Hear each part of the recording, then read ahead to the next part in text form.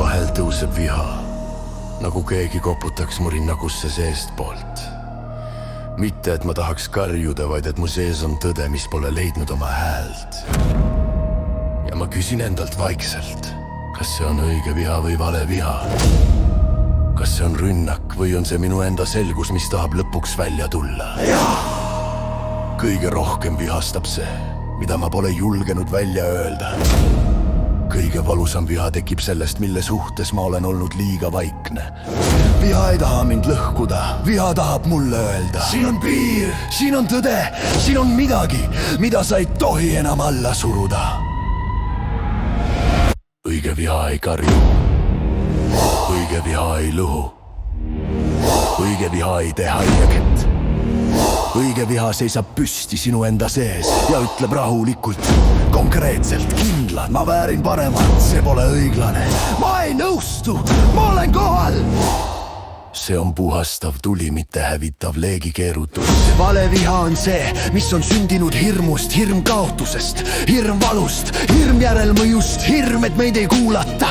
Vale viha ei tea, mida ta tegelikult kaitseb, ta ei ole halb, ta on segaduses laps meie sees, kes ütleb, palun näe mind, palun kuula mind, ma ei taha seda üksi kanda. Hinga sisse ja lase vihakehal rääkida. Mida sa mulle tahad öelda? Kas sa oled mu piir või oled sa mu valu? Kas sa oled tõde või oled sa lihtsalt vana haav, mis tahab lõpuks puhata? Viha ei pea hoidma, viha ei pea suruma, viha peab ainult läbi laskma. Nii ta muutub valguseks. Kui viha on rääkinud, kui ta on hinganud, kui ta on lastud liikuda, siis jääb alles selgus. Selgus ütleb, ma tean nüüd, mis on minu ja ma tean, mis ei kuulu mulle. Ma ei kanna võõrast energiaid, ma ei kanna võõrast valu. Ma lasen lahti, see on puhastus, mitte loobumine. Armastus ei tule vihale vastandi.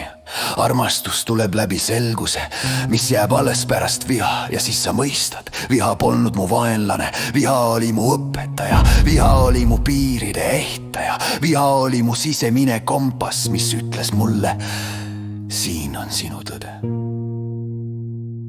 Ja mina seisan seal rahulikult, tasakaalus, valgust täis. Ma ütlen tasa enda sees, nagu vaikset tõotus. Ma ei karda oma viha, ma ei samastu sellega, ma kuulan teda, ma lasen tal rääkida ja siis ma lasen tal minna. Ma valin selguse, ma valin tasakaalu, ma valin kõrgeimad väärtused, ma valin armastuse, mis ei sünni nõrkusest, vaid tugevusest. Ja ma kõnnin siit puhastatud, kergem, inimlik, tasakaalus.